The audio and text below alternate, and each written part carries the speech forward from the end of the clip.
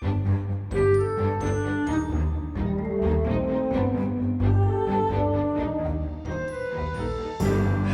everyone and welcome to a new episode of Wind Waker Unflooded, the 3D modeling fan art project where I am reimagining the Kingdom of Hyrule within the world and art style of The Legend of Zelda, The Wind Waker. Really excited about today's video. We are making significant strides on more of the terrain of Hyrule. I mean, there's so many different challenges that come with Wind Waker Unflooded, that come with trying to figure out, we have these islands of the Great Sea, we know that Hyrule is supposedly beneath them. What would it look like to actually 3D model that world below? Extrapolating from those islands, making creative decisions about not just what is down there, but the terrain and how paths are connected, the shapes of mountains, the placement of different landmarks. These are all creative decisions that have to be made. And today we're working a little more on what is, I would call, the Gerudo Valley. To connect it to other landmarks from other games, I think you could probably compare it to the canyon that we see in Breath of the Wild and Tears of the Kingdom, where we find the Forgotten Temple. Geographically, I think it's something that feels similar to that. Obviously, the placement is changed, and I'm borrowing a lot of different ideas from a lot of different games. But the truth is that there's not a one-size-fits-all when it comes to Hyrule, and I'm trying to make that with this project, but the truth is that it's a little inconsistent with all of the maps. And I know that there's been a lot of comments about well, shouldn't we be prioritizing the map of Ocarina of Time? And the reality is that there's things that what I'm prioritizing is the map of Wind Waker. That's the map that I'm prioritizing based on what we see in the game of Hyrule Castle and the sea chart layout, how the islands are actually laid out. And it is from those decisions that the layout of Hyrule is decided. Using, as much as I can, guided from Ocarina of Time, because that is, of course, what Wind Waker was created in response to. But the reality is so much of what Hyrule is appears, as we understand it today, it comes from later games. It was more fleshed out in Twilight Princess and Skyward Sword and Breath of the Wild and Tears of the Kingdom. And so to me, I'm shooting myself in the foot to not borrow from Hyrule as it appeared in those later games, right? Even if the developers of Wind Waker hadn't yet created those later maps of Hyrule. I think it makes sense because Hyrule is all one world. That's what I believe. But anyway, we're working on the terrain for the Gerudo Valley. This is around, the Cliff Plateau Isles. You can also see that there is a kind of temple in this kind of ancient city nestled in this valley in the desert as well, and that's something that I'm really interested in. Something that's been on my mind, of course, is the story. Of course, I'm creating Hyrule as it could have existed before the Great Flood, and so I'm thinking we have these different sages.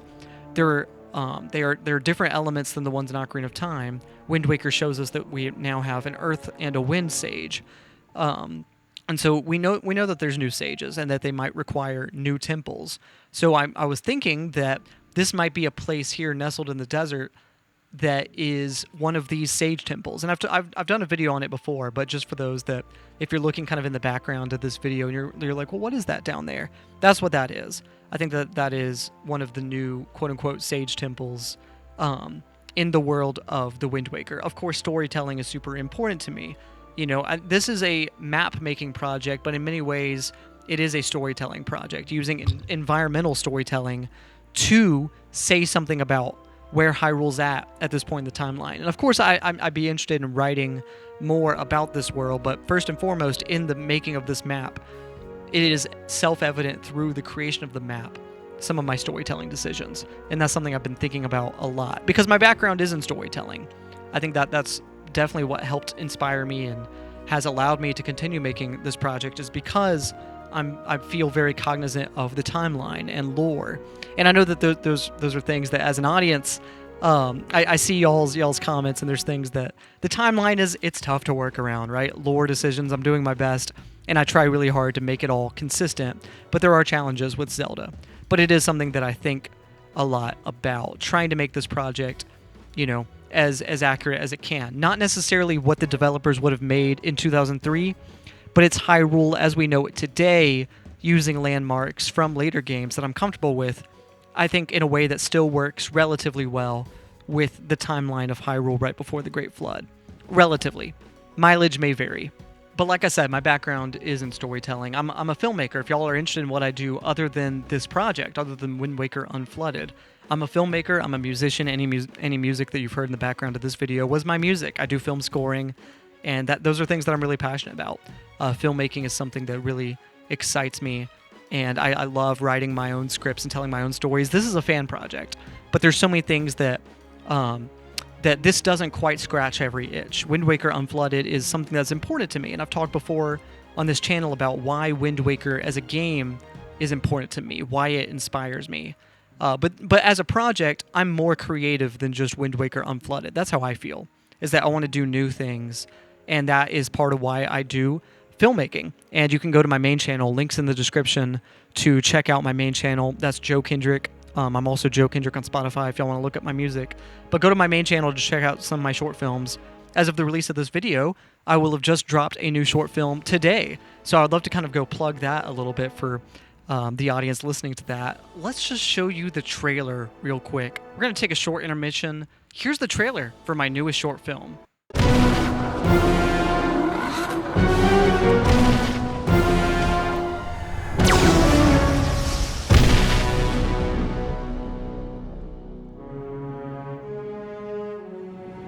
Max, your disease is becoming unpredictable. According to this week's lab work, your blood is now deteriorating at an exponential rate. Frankly, I'm not sure how much time you have, Max. For all I know, it could be weeks, maybe less. Medical tech CEO Maxwell Peterson hasn't been seen in public much since his mysterious diagnosis 2 years ago. Symptoms of Peterson's disease are still being investigated, and the severity of his condition has not yet been made public knowledge. Look, what I really want to know is why you want to work for my research laboratory.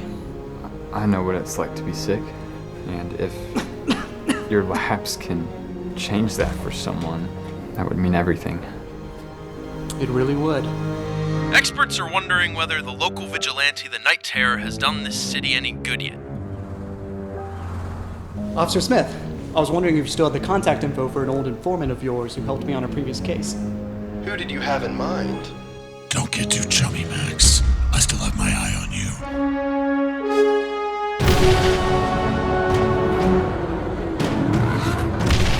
I'm not hiding anything anymore.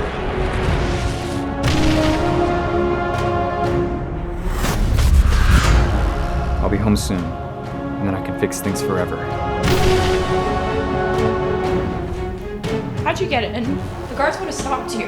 Sounds like it's time to get some better guards. Has your team made any progress on curing my condition? Thanks to Todd, we have some theories. I don't pay you for theories, I pay you for results. The real cure. It's just a pipe dream. As far as I know, I might not even last the night.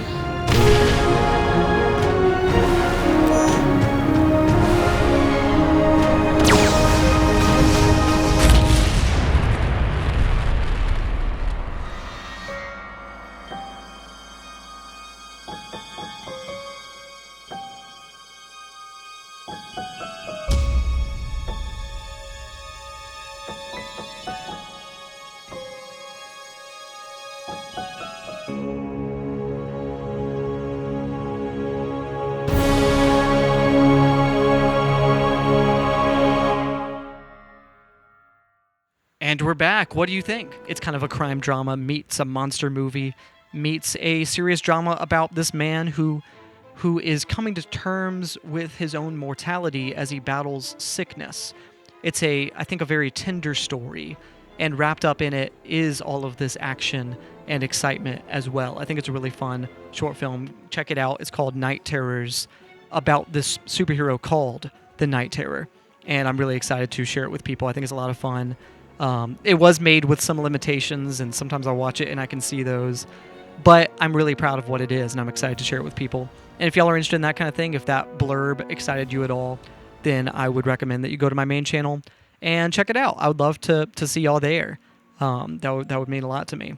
I guess I bring this all up just to say, it's just like, you know, I'm approaching this as an artist. Wind Waker Unflooded is part of my creativity, and it's been really interesting to do this project, to learn about doing such a big project, because it's taken time, and it's the kind of project that, how do I put this? I don't think I've maybe put it in these terms on the channel before, but it's a project that it inspires me in the macro sense, but that doesn't mean it always excites me every day that I work on it. And that's just the thing. Whenever you do a big project like this, it's something that sometimes it's like, well, it may not excite me every day that I work on it, but when I start to work on it, it will inspire me, right? And that's just how it goes. That's how big creative projects go. You know, when they're that ambitious and they take that long, there's times where you wake up and go, you know what? It doesn't quite inspire me anymore. And sometimes it's worth it to question some creative decisions when you face that. But then there's times where you go, well, that's just what it takes to do a big project. Your opinions change. You evolve as an artist. And by the end of a project, the things that inspire you are different than the things that inspired you when you began it. That's natural with a big creative project. You change, you grow up. You are interested in saying new things, expressing new things. And I feel that with Wind Waker Unflooded. There's things that's like, oh man, if I could start it all completely over, there's things I would do differently. But I'm not starting it over. I'm moving forward with where I'm at, and I'm happy with where it's at. I don't say this all as if I'm questioning where it's at. I'm very proud of Wind Waker Unflooded and the progress that's been made. But I wanted to talk about that experience, which is very different from Burnout, right? I'm very cognizant of Burnout, and I pace myself with this project. I try not to upload. I'm not pushing myself to upload on a regular schedule. I think I used to, but I've been happy saying, hey, videos come out when they come out. But progress is it's happening regularly, and I'm happy enough with that. But I guess like the point is like, you know, I don't have these benchmarks, so I'm not pushing myself so hard that I burn out. But I do feel aware that inspiration comes and goes, and it changes and it evolves. And I see this project differently than I did when it started. And I wanted just to talk a little bit about that, right? Because there's just things that I realized that, you know, I think when I started this project, I was not interested really in 3D modeling a world like this beyond Wind Waker Unflooded. You know, maybe in small ways, right? Maybe as the background of a VFX shot for a sci-fi short film, etc. Doing this kind of 3D modeling. You know, and I've done like, you know, for my different projects, I've done 3D modeling for the backgrounds of different projects.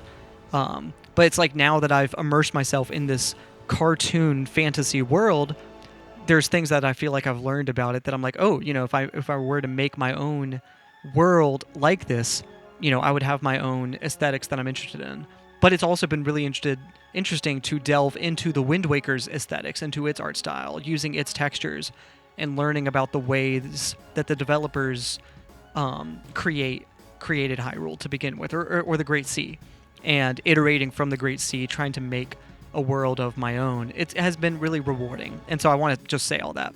And there's so much that I have left to learn, and you know, I feel cognizant of that whenever I zoom in on the original models from the Wind Waker, and I go, yeah, they're better than what I've made, in my opinion. There's so many small things that I look at, but there's also like this project it's a work in progress, and we're getting there, right? And with every passing month, it gets a little bit closer to, I think, looking more and more finished, and that really excites me.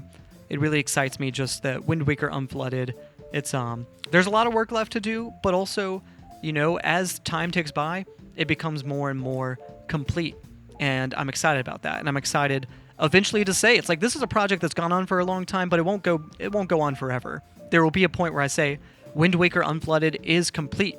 It's finished. Behold. And I'm excited about that. Someone commented on my last video that I should do like long style renders of the world. That's totally on my radar. I want to do a perspective rendered from the point of view of the train, where you're just going through the world, all kinds of stuff like that. When the map's done, those kinds of videos will come out. So don't worry about that. But anyway, without further ado, thank you so much for watching this video. Like I said, check out my new short film that I just dropped today on my main channel. I would love to see y'all there if y'all are interested in that, and that's a great way of supporting more of my original creativity. But without further ado, I think that's all we have for today. Now, if you're looking for other ways to support me, as always, you can support me as a creator by becoming a member on Patreon. There you'll get access to all kinds of exclusive behind-the-scenes content like in-progress outlines, scripts, storyboards, rough cuts, and even soundtracks for my newest films. By becoming a member, you'll also be thanked in the credits for any film I finish during your membership. You can also support me by streaming my music. I compose all of the scores for my own short films, and you can listen to those soundtracks on Spotify, Apple Music, or wherever you listen to music. Just look up Joe Kendrick. That's JoeKendrick. Y'all have a wonderful day, and without further ado, I'll let you go.